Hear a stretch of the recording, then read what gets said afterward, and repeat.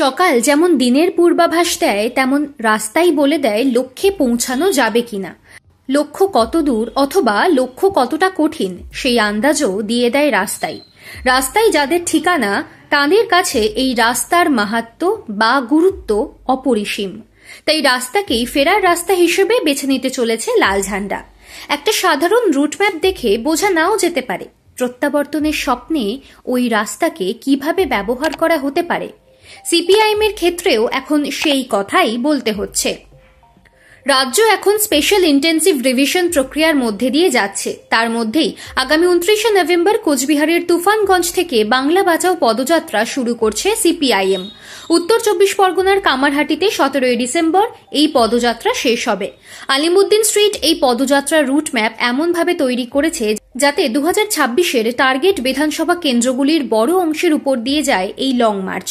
কেন এমন ভাবনা? কামব্যাক একটা কঠিন শব্দ হলেও যারা ফেরার স্বপ্ন দেখে তারা কঠিন অঙ্কের ধারকাছ মারায় না, বরং সহজ সরল পাটিগণিত দিয়েই বাজিমাতের চেষ্টা করে। অঙ্ক যত জটিল হবে মেলানো তত কঠিন হবে। বামেদের থেকে ভালো আর কে জানে। তাই এই বাংলা বাঁচাও পদযাত্রাকে যেমন পাখির চোখ করে রাখা বিধানসভা কেন্দ্রগুলোর মধ্যে দিয়ে নিয়ে যাওয়া হবে, তেমনি সামনে রাখা হবে নতুন মুখ। এই মুখ কেন বাছা হচ্ছে তাও একটা গুরুতর প্রশ্ন। অতীতে ভোটের পালে হাওয়া না লাগলে বামেদের আসরে দেখা যেত না।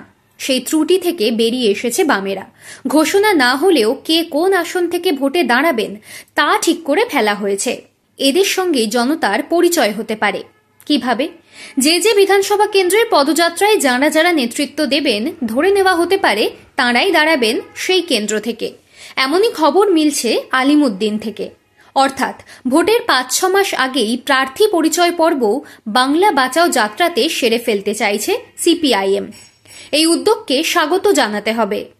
বামেরা যে ফিরে আসার জন্য তুমুল তাগিদ দেখাচ্ছে তাতে আর সন্দেহ কি? পশ্চিমবঙ্গে শূন্যের গেরো কাটাতে 2026-এর বিধানসভা নির্বাচনে নির্দিষ্ট কিছু বিধানসভা কেন্দ্রকে প্রাথমিকভাবে টার্গেট করেছে আলিমুদ্দিন স্ট্রিট।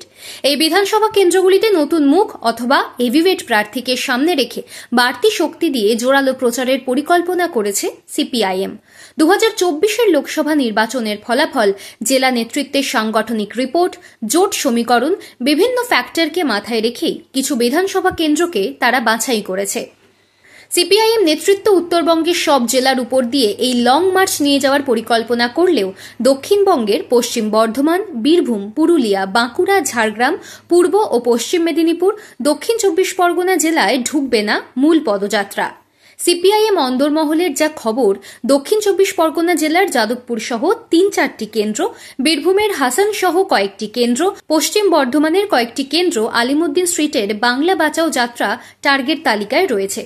তুফানগঞ্জ থেকে কামারহাটি পর্যন্ত সিপিআইএমের মূল পদযাত্রা যখন চলবে তখন এই বিধানসভা কেন্দ্রগুলিতে পৃথক মিছিল করার পরিকল্পনা করে রেখেছেন নেতৃত্ব। আলিমুদ্দিন স্ট্রিটের টার্গেট বিধানসভা কেন্দ্রগুলির একাংশ মুর্শিদাবাদ জেলায় রয়েছে।